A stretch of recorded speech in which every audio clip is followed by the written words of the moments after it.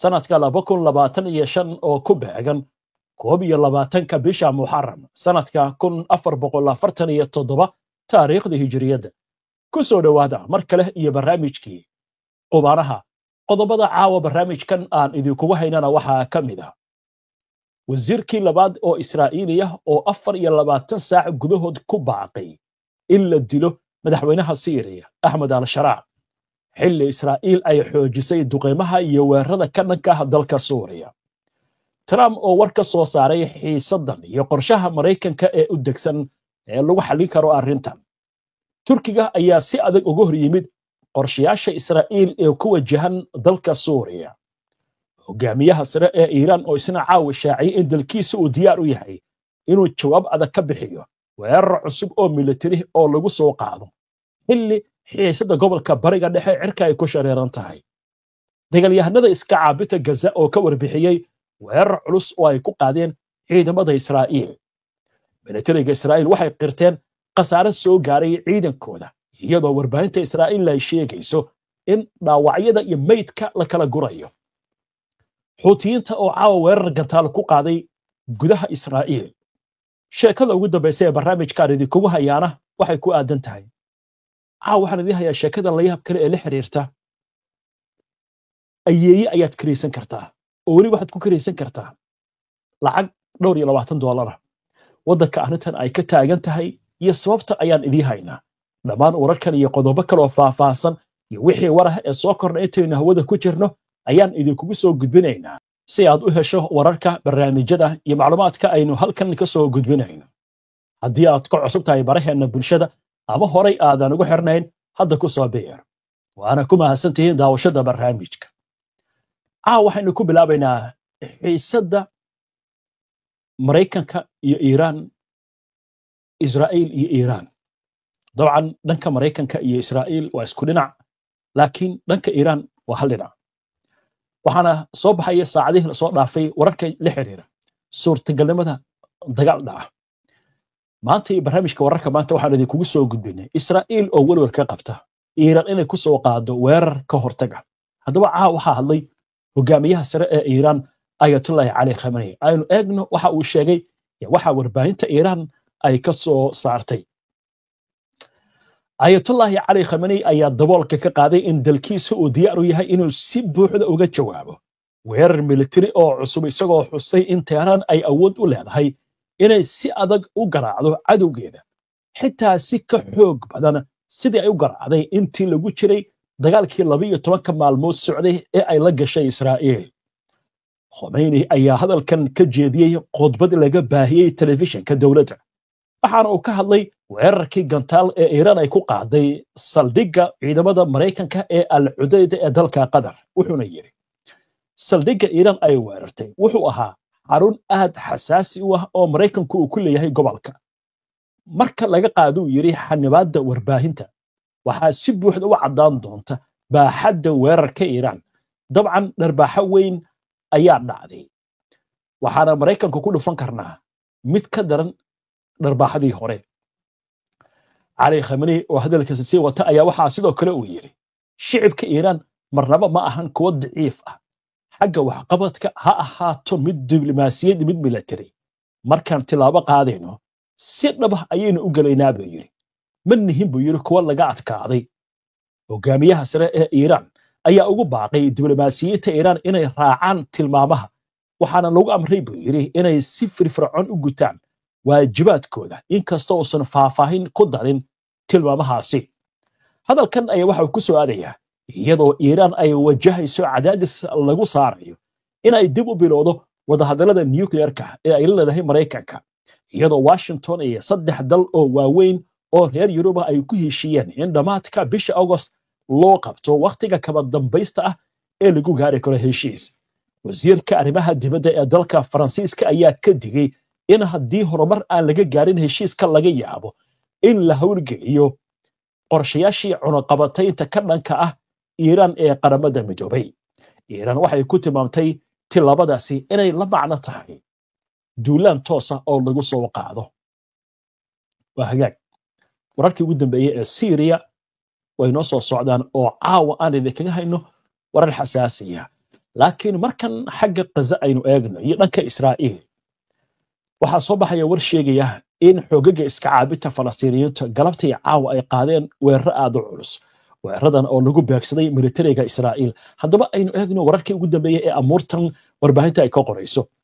wakaaladda wararka Anadolu ee laga leeyahay dalka Turkiga ayaa ka soo xigatay guutooyinka Al-Qassam ee garabka hubaysan ee ururka Xamaas in galabta ay ku beegsadeen gaadiid iyo ciidamo Israa'iiliyiin ah koonfurta Mareyka Gaza waxaana ay sheegeen in ciidamadaasi oo halkaas soo galiyay ay kaga hortageen weerarka Al-Qassam bayaanka ay soo saartay waxay ku sheegtay in dagaalyahanadoodu markii ay ka soo laabteen safka hore ay soo wariyeen in duqayn ciidamada Israa'iil halkaasi ay kula beegsadeen iyadoo sheegaya in deegaanka lagu magacaabo Muhannad ee ku yaala khadka galbeed ee waqooyiga Khan Yunis hoobiyaal ay ku garaaceen ciidanka Israa'iil dagaalyahanada Al-Qassam ayaa waxay soo wariyeen in sidoo kale la arkayay diyaaradaha dagaalka ee qumaatiga u kaca ee ciidanka Israa'iil oo halkaasi dhaawacyo ka daabulaya warbaahinta Israa'iil ayaa waxay sidoo kale soo warinaysaa in laba dhacdo oo aad u culus caawa iyo galabta ciidanka Israa'iil ay ku qabsadeen Mareyka Gaza waxaana marka la yiraahdo dhacdo culus loo fasirtaa weerar culus in ciidanka Israa'iil lagu qaaday warbaahinta Israa'iil ayaa waxay warinayaan in 3 askari dhaawac u soo gaaray mid ka mid ah xaaladiisu ay liidato waxaana la yiri diyaarad helicopter ah ama nooca qumaatiga u kaca ayaa halkaasi waxay ka soo qaaday dhaawacyada ciidamada goorsii horeysay oo maantaya dhanka koonfureed askari kale oo ciidanka Israa'iil ka tirsan ayaa lagu toogtay waxaana wararkaasi ay ku darayaan in arrimahan ay ku soo aadayaan xilli Khan Yunis dagaal ba'an uu ka soconayo Israa'iilna isku dayayso in ay ka samaysato aag cusub Khan Yunis gudaha Israa'iil haddii aynu eegno waxaa militariga Israa'iil goordhawata ay xaqiijiyeen in gantaal laga soo riday dhanka Yemen laga hortagay sida hadalka ay u dhigeen waxaana la sheegayaa in garoonka diyaaradaha ee Ben Gurion ee ku yaala magaalada Tel Aviv dhammaanba diyaaradihii soo digi lahaa iyo kuwii kici lahaaba ay hakad galeen sababtuna ay tahay weerarka gantaal ee xoogagga Xuutiyiintu ay ku soo qaadeen magaalada Tel Aviv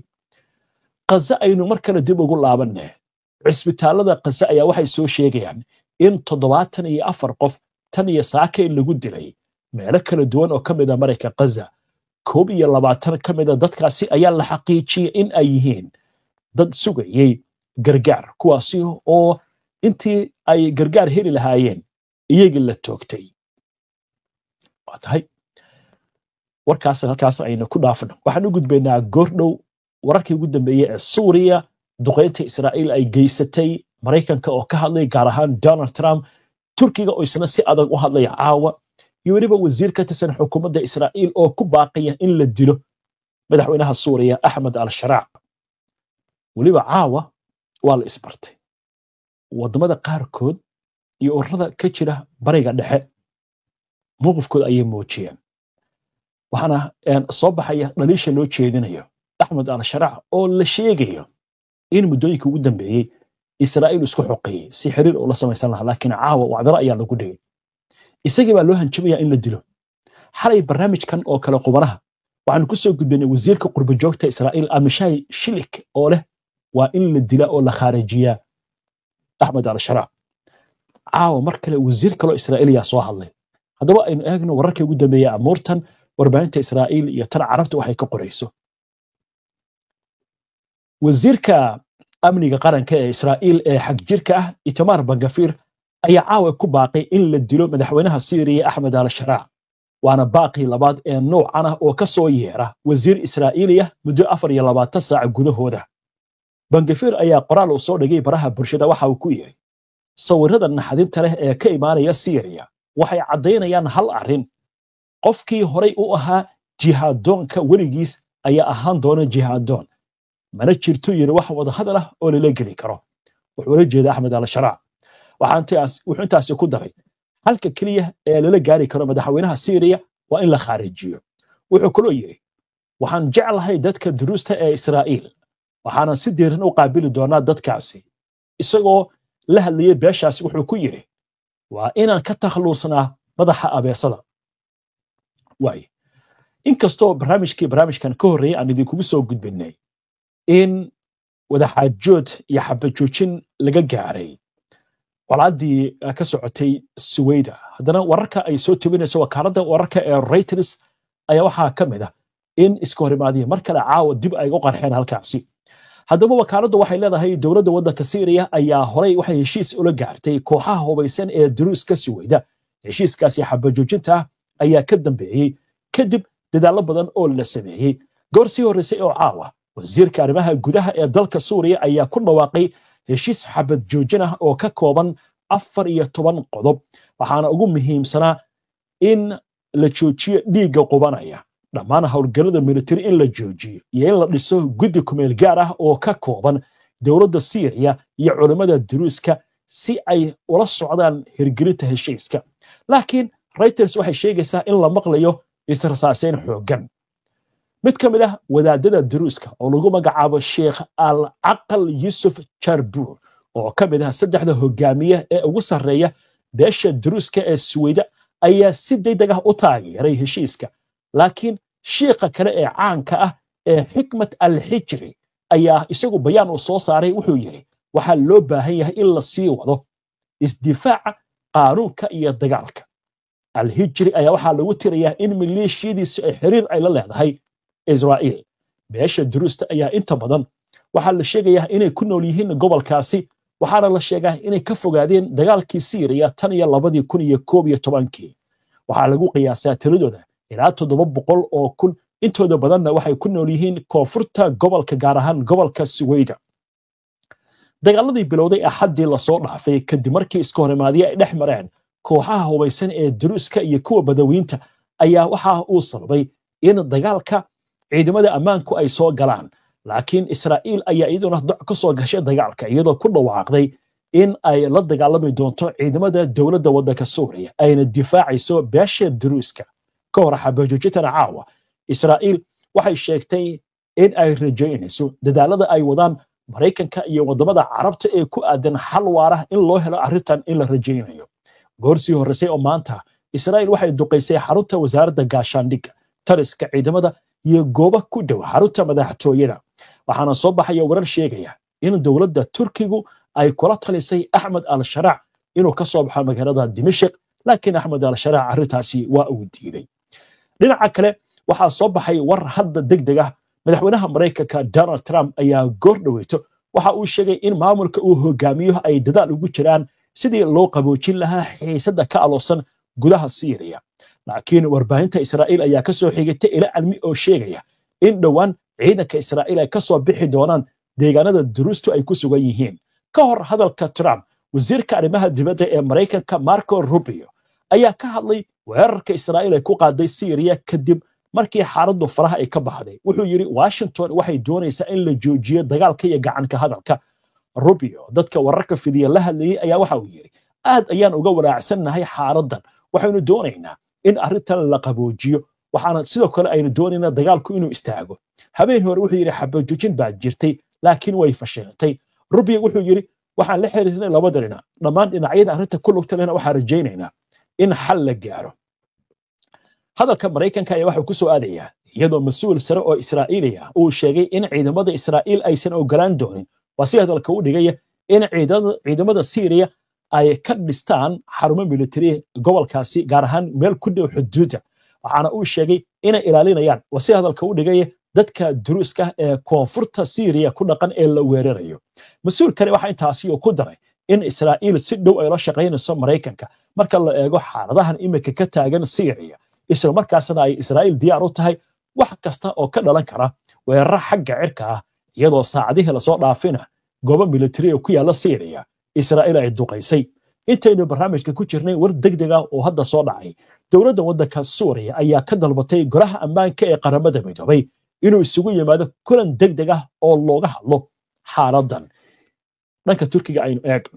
wasiirka arrimaha dibadda ee dalka Turkiga Hakan Fidan ayaa isna waxa uu sheegay in aan la aqbali doonin in Israa'iil ay ka abuurto Syria fawdo iyo kala qaybsanaan, wuxuuna tilmaamay taas inay tahay mid aan la aqbali karin. Fidan ayaa xusay in Israa'iil ay taageerayso qaybo ka mid ah beesha Druusta ee gobolka, iyagoo markaana sheegay in xaaladda ay ku bedelayaan deganaansho la'aan, wuxuu carabka ku adkeeyey inay muhiim tahay in maamulka dhexe ee Syria talada uu la wareego isla markaasna uu qabto arrimaha ammaanka wasiirka arrimaha dibadda ee dalka Turkiga ayaa waxa intaasi ku daray in cid walba ay og tahay in tilaabooyin amni darro oo laga sameeyo Syria gudaheeda aysan noqon karin xalka waay haddaba marka laga taga arrimahan Ahmed al-Sharac waxyaalihii Mareykanku ay ku xireen waxa kamid ahaa inuu xiro oo uu qabqabto ururada iska cabita ee Falastiiniyiinta waxaan idin soo gudbinay hadda ka hor in la xiray hogaamiye sare oo ka tirsan ururka la yiraahdo Jihaadul Islaami urur kale oo Falastiiniyiinta waa la kala diray xitaa xiro qaxooti oo Falastiiniyiintu ay lahaayeen oo calamada kooxaha iska cabita Falastiiniyiinta iyo calanka Falastiiniyiinta iyo halkudhiga halganka Falastiiniyiintu ay lahaayeen waa laga fiiqay calamadii iyo halkudhigyadii iyo waxaasi oo idin sababtoo ah shuruudda lagu xiray Ahmed al-Sharac ee cunaqabataynta lagaga qaaday ee ururkiisii Tahriir al-Sham looga saaray liiska waxa loogu yeeray argagixisada dhammaan arrimahaas oo dhan waxay ahaayeen waxa Mareykanku ugu yeeray kooxaha qaswadayaasha in laga saaro waddanka Suuriya hal maalin Ahmed al-Sharac kama uusan hadlin dadka Falastiiniinta ee la leeynayo Mareykanka Gaza laakiin arrinta muhiimka ah waxa weeye Iiraan ayaa xitaa soo hadashay intaan u gudbin Iiraan gaar ahaan wasiirka arrimaha dibadda oo hadlaya aynu eegno kooxaha iska cabita Falastiiniyiinta oo Israa'iil ku dhaliilaya weerarkan ay ku qaaday gudaha waddanka Syria haddaba ururka Xamaas iyo ururka Jihaadul Islaami ayaa war ay soo saareen waxay si adag ugu cambaareeyeen ficilada Israa'iil iyo duulaanka ay ku qaaday waddanka Suuriya waxaana ay sheegeen in arrintaasi ay tahay mid aan la aqbali karin iyagoo tilmaamaya in ay tahay in la madax banaan in la ilaaliyo madax banaanida iyo qarannimada waddanka Suuriya iyagoo sheegaya inaysan marnaba raali ka noqonayn tilaabooyin caynkaasi waay Ahmed al-Sharac waa jirta maalmihii xukunka uu qabsaday iyo shirkii Qaahira ka dhacay bishii March inuu yiri Mareykanka Gaza dhibaatada ka jirta la soo gabagabeeyay laakiin sida adduunyada kale uga hadlayso ama Ruush ha noqoto ama Iiraan ha noqoto ama Shiina ha noqoto waddan Carbeed oo saas uga aamusay arrintaasi waa yiri xitaa Sacuudiga la dheelay xitaa maalin kasta wuxuu yiraahdaa dadka Falastiiniinta dhibaatada laga joojiyo Israa'iil waan cabaaraynayna waxa ka wada Mareykanka Gaza laakiin Ahmed al-Sharac wuu aamusnaa caawa ururada Falastiiniinta ayaa u heelanaya asiga waxay leeyihiin lama weerari karo waddanka Suuriya waana cabaaraynayna tilaabada Israa'iil ay wado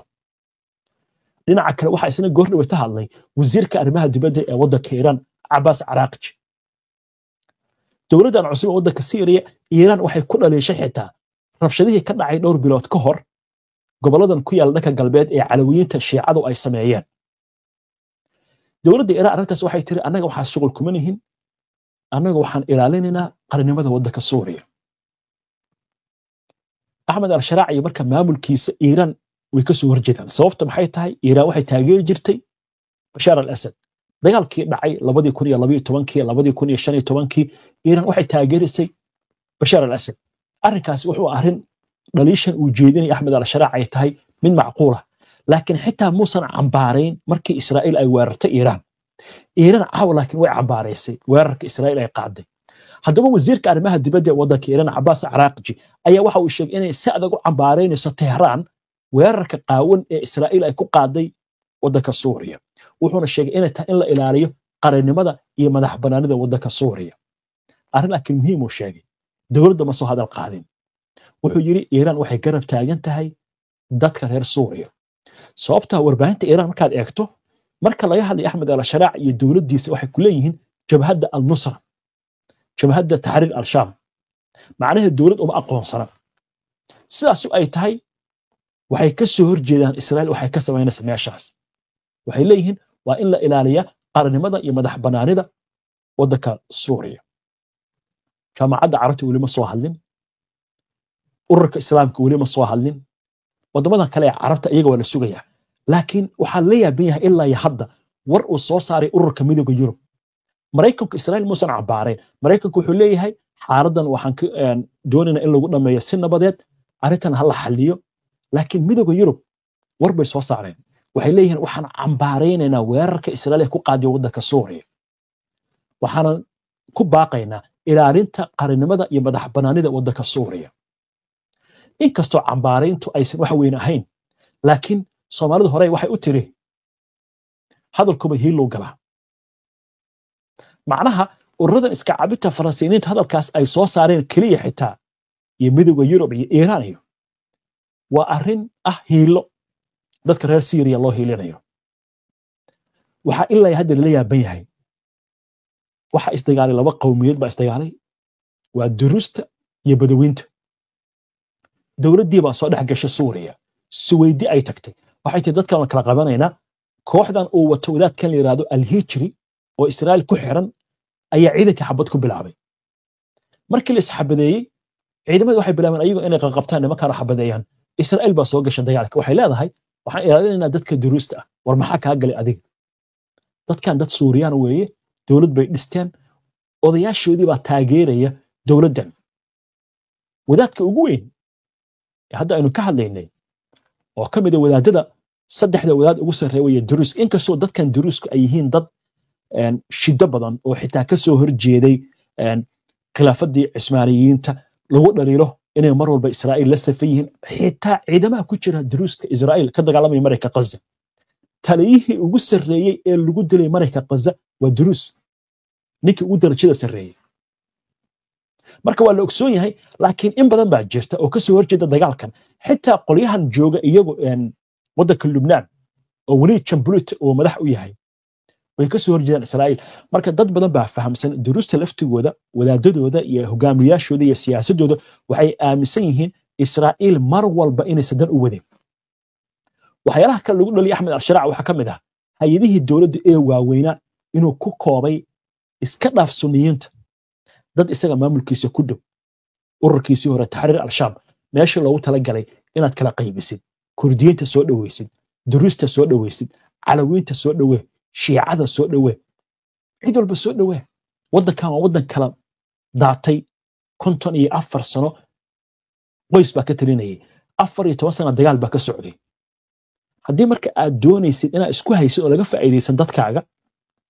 waa inaad ka shaqaysaa midnimo waxa Soomaalida haysta waxa keenaya ciidamadan wadamadan ka socda safka hore inay maalinba magaalo tagayaan dadka Soomaalida laga doonaya inay noqdaan dad midaysan oo wadankooda ilaaliyaan haddii kale waxaana kala dhici doona tusaalaha ugu fudud way marka haddii hoggaanka wadanku uusan dadku isku hayn dhibkaas way marka wax imaanaya cid walba xukunka haysa waa tahay baritaas aynu ku dhaafana macluumaadkaas imika waxaan u gudbaynaa sheeko ka duwan sheekooyinkan bal aynu ka nasanno madaafiicda iyo duqaynta iyo rasaasta iyo dagaalka iyo hanjabaadaha waxaan idin hayaa sheeko la yaab leh wadanka Japan waxyaalo badan oo cajiib ayaa ka jira xitaa waxaa ka jira hotel dadka meedka la dhigo intaan la duugin meel baa lagu sahaynaya waxaa kaloo ka jirta dhaqan ah ama ka jira dhaqan ah dadka u ooya waxa soo koreysanaysaa qofku u ooynaya laakiin sheekadu taa way ka duwanta waxaan idin hayaa Japan $3 waxaad ku soo koreysanaysaa ayeeyo maxaa loo jeedaa marka ayeeyada shaqooyin badan bay qabanaysaa marka laga tago inay guriga nadiifiso inay kula taliso haddaad murugaysan tahay inay wax kala qabato xitaa markaad faraxsan tahay ay kula faraxdo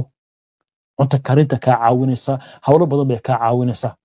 xitaa haddii aad doonayso shaqadana ka tagto ayada waa u diraysaa waxa leedahay ayeeyo u tag shaqadeeda ma doonaye warqadan gee haddaba aynu eegna sheeko laga qoray arrintaasi oo la yaab leh waxa la leeyahay dalka Japan waxa laga hirgeliyay shirkad magaceeda la yiraahdo OK Grandma ayeeyo wax walba dhag 60 jir ilaa 94 jir 60 jir ilaa 94 sano jir ayaad kireysanaysaa 3300 oo lacagta yaanka ayaad ku kireysanaysaa waa $23 shirkaddan waxaa la aasaasay sanadkii 2012 macaamiisheeda ayaad ka mid noqonaysaa haddii aad doonayso inaad kireysato ayeeyooyinkaasi 100 haween ayaa ka shaqeeya oo waayeela shirkaddu waxay leedahay waaye aragnimo nolosha ah arrimo kala duwan in wax badan laga caawiyo xagga qoyska nolosha kaliya haddii aad tahay arrimahaasi oo idil koorsooyin baa lagu siinayaa sanado badan baa lagu siinayaa guriga laga caawinaya xiriirka bulshada laga caawinaya jaarka iyo qaraabada si aad ula xiriir lahayd baa laga caawinaya waayo aragnimada xagga nolosha waa laga caawinaya nolol wanaag ayaa sidoo kale laga caawinaya baa la leeyahay sidoo kale waxa leeyahay xagga deganaanshaha iyo farxadda ayay hooyooyinkan ama ayeeyooyinkan ka caawinayaan waliba arrinta waxa leeyahay haddii xitaa aad doonayso qof aad nolosha isla wadaagaysa inaad ka tagto ayeeyada baad u yeeraysa waxa leedahay ayeeye hawshan iga hagaaji waaye wax walba lacag baa laga doonay hadda ka hor isla jabaan waxaan idin soo gudbinay sheeko ku saabsan nin loo wato baararka markay dadka keligood yihiin ay ku casheynayaan agtaadoo fariisanaya oo wehel buu ku noqonaya lacag baad bixinaysaa waa soo adeeganaysaa waa ku heli yeelaya waa soomaalidu meeshay ka tiri waxaad ceeb u taqaan nin bay camalkiisa tahay ilaahay amarkii adiga maxay kula tahay qaybta hoose ee fariimaha noogu reeb mahmaah ku habboon arrintan inta ayaan kusoo gabagabeynayaa caawa barnaamijkii waana ku mahadsantihiin daawashada barnaamijka si aad ula socoto wararkan iyo barnaamijyada iyo macluumaadka aynu soo gudbinno haddii aad ku cusub tahay baraheena bulshada ama horay aadan ugu xirnayn hadda ku soo biir waa inoo barnaamijka xiga insha allah inta ka horreysa nabadgelyo